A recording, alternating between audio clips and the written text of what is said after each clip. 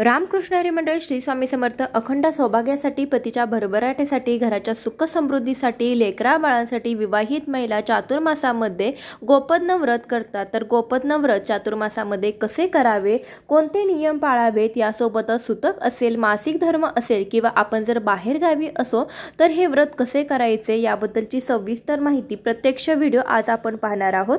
त्यासाठी व्हिडिओ शेवटपर्यंत पहा। चॅनलवरती नवीन असाल तर नक्की सबस्क्राइब करा। चला तर मग वेळ न घालवता आजच्या व्हिडिओला सुरुवात करूया। हिंदू धर्मातील कालगणनेनुसार आषाढ शुद्ध एकादशी पासून कार्तिक शुद्ध एकादशी पर्यंत जो काळ अत्यंत पवित्र मानला जातो तो म्हणजे चातुर्मास। चातुर्मास म्हणजे 4 महिन्याचा काळ। चातुर्मासामध्ये आषाढ महिन्याचे 20 दिवस, श्रावण, भाद्रपद आणि अश्विन हे 3 संपूर्ण महिने आणि कार्तिक महिन्याचे पहिले 11 दिवस असतात। हिंदू धर्मशास्त्रानुसार माणसाचे 1 वर्ष म्हणजे देवांचा 1 दिवस व रात्र। त्यामुळे चातुर्मासाचा हा काळ देवाच्या निद्राधीन होण्यापासून निद्रेतून जागे होण्याचा काळ मानला जातो। आपल्याकडे या काळात मोसमी पाऊस सुरू असतो। आषाढ शुद्ध एकादशीला सूर्य मिथुन राशीत येतो तेव्हा खऱ्या अर्थी चातुर्मासाची सुरुवात होते।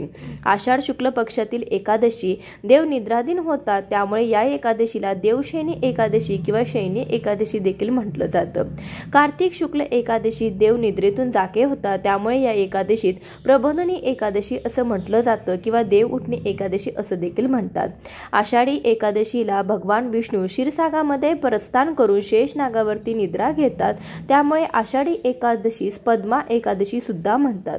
महाराष्ट्राचे आराध्य दैवत पंढरपूरच्या विठ्ठलाच्या दर्शनाचे आषाढी एकादशी व कार्तिकी एकादशी हे 2 महत्त्वाचे दिवस मानले जातात। चातुर्मास हा देवतांच्या निद्रेचा काळ असल्याने वाईट शक्तीपासून सर्व लोकांचे रक्षण व्हावे यासाठी या काळामध्ये व्रते, विधी, दान आणि तपे केली जातात। त्यामुळे या काळात अनेक सप्ताहाचे व सत्यनारायणाच्या पूजेचे सुद्धा आयोजन केले जाते। भविष्य पुराण, स्कंद पुराण, निर्णय सिंधू, धर्मसिंधू, कार्तिक महात्म्य, देवस्मृती, गार्ग्यस्मृती इत्यादी धार्मिक ग्रंथांमध्ये चातुर्मासाचे महत्त्व सांगितण्यात आलेले आहे।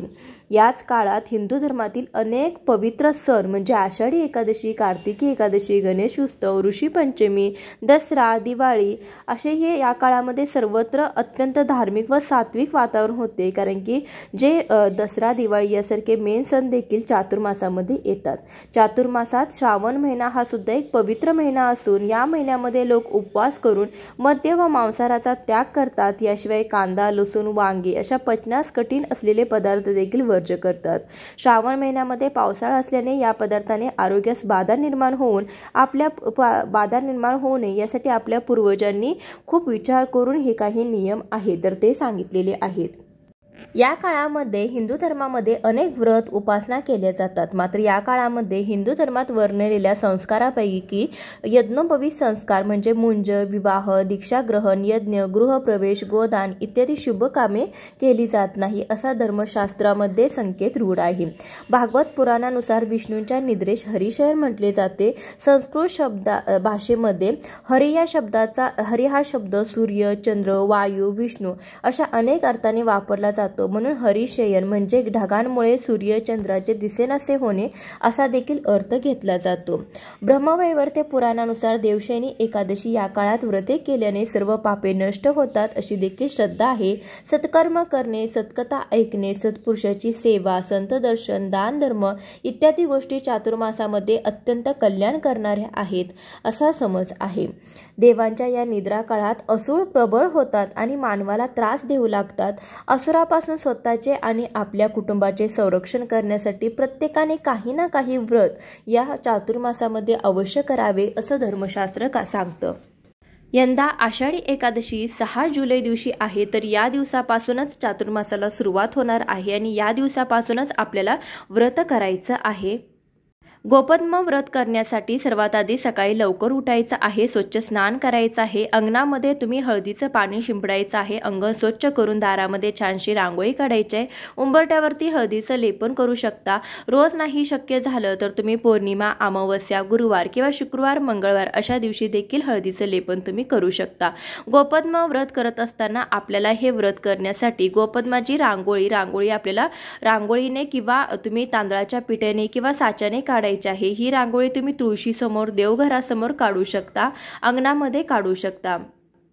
व्रत करण्याआधी संकल्प करायचा आहे। तुम्हाला सर्वात आधी डाव्या हाताने उजव्या हातामध्ये 3 वेळा पाणी घ्यायचं आणि आचमन करायचं। 3 वेळा पाणी प्यायचं, चौथ्यांदा पाचव्यांदा पाणी ताम्हणामध्ये सोडायचं आहे। ओम केशवाय नमः, ओम नारायणाय नमः, ओम माधवाय नमः, ओम गोविंदाय नमः, ओम वैष्णवे नमः असं म्हणायचं आहे। त्यानंतर भगवान विष्णूंची 5 नावे घेतल्यानंतर तुम्हाला संकल्प करायचा आहे। डाव्या हाताने उजव्या हातामध्ये थोडंसं पाणी घ्यायचं, त्यामध्ये हळदी कुंकू अक्षता एक फूल व्हायचं। त्यानंतर आपलं संपूर्ण नाव, आपण कुठे राहतो, आपलं गोत्र काय आहे हे सर्व सांगायचं। आपण ही जी पूजा आहे, हे जे व्रत आहे गोपद्म व्रत, हे कशासाठी करतोय हे देखील तुम्ही सांगायचं आहे। आणि असा संकल्प घ्यायचा आहे। दररोज संकल्प करायची गरज नाही, फक्त पहिल्या दिवशी संकल्प करायचा आहे आणि त्यानंतर तुम्हाला हे व्रत करायचं आहे। कारण की संकल्प केल्याशिवाय कोणतंही व्रत पूर्ण होत नाही असं सांगितलं जातं, त्यासाठी संकल्प अवश्य करा। काही जण हे जे व्रत आहे तर ते 1 वर्षासाठी करतात, तर काही जण लग्न झाल्यानंतर 5 वर्ष देखील हे व्रत करतात। तुम्हाला जसं शक्य आहे त्या पद्धतीने तुम्हाला व्रत करायचं आहे। 1 वर्षी व्रत करून तुम्हाला त्याच वर्षी उद्यापन देखील करायचं आहे। गोपद्म व्रतासाठी आपल्याला मेन म्हणजे रांगोळीने आपल्याला गोपद्म काढायचे आहे। 30 + 3 अशी आपल्याला गोपद्म काढायची असतात। त्यासाठी सर्वात आधी आपण देवघरासमोर छोटीशी जागा आहे तर तिथे तुम्ही थोडंसं पुसून घ्यायचं आहे। त्यावरती तुम्ही रांगोळीने स्वस्ती काढायचं। रांगोळीवरती हळदी कुंकू वाहून त्यावरती तुम्हाला पाट किंवा चौरंग ठेवायचा आहे। तुम्ही जर छोटीशी साच्याने रांगोळी काढणार असाल तर देवघरासमोरही तुम्ही काढू शकता किंवा तुळशीसमोर देखील तुम्ही काढू शकता। देवघरासमोर दिवा लावला असेल तर तुम्हाला सेपरेट पाटावरती दिवा लावायची गरज नाही। देवघरामध्ये जर समोरला दिवा लावला नसेल तर तुम्ही पाटावरती लावू शकता। सर्वात आधी आपल्या घरातील देवपूजा करून आपल्याला दिवा लावूनच घ्यायचा आहे। हवं असेल तर तुम्ही पाटावरती दुसरा एखादा दिवा देखील लावू शकता। दिव्याला हळदी कुंकू अक्षता फूल वाहून पूजा करायची आहे आणि त्यानंतर आपल्याला गोपद्म काढायचं आहे। गोपद्म काढण्यासाठी तुम्ही साच्याचा देखील वापर करू शकता। रांगोळीनेच गोपद्म आपल्याला काढायचे आहे।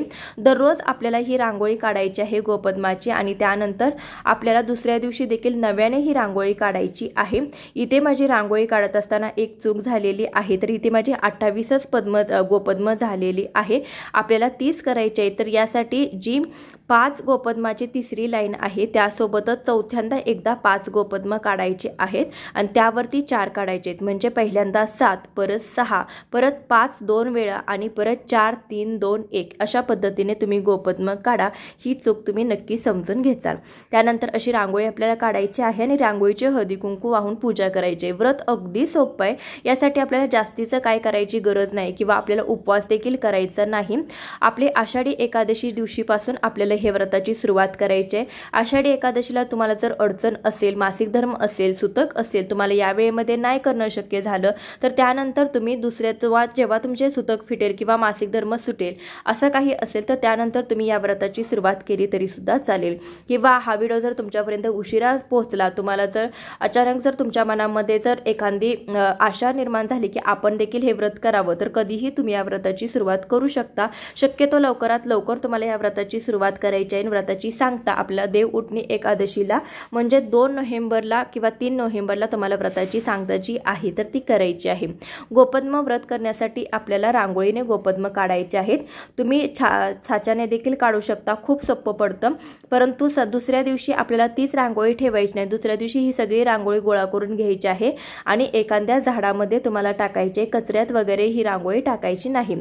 तर 4 महिने म्हणल्यानंतर त्यामध्ये आपल्याला मासिक धर्म देखील येणार असतो, सुतक असेल किंवा बऱ्याचशा अडचणी येतात। तर यावेळेस काय करायचं, यावेळेस एकान वेळेस आपल्याला मासिक धर्मामध्ये वगैरे हे जे रांगोळी काढणं शक्य नाही हे व्रत करताना, तर तुम्ही त्यावेळेस तेवढं नाही काढलं तरी देखील चालेल।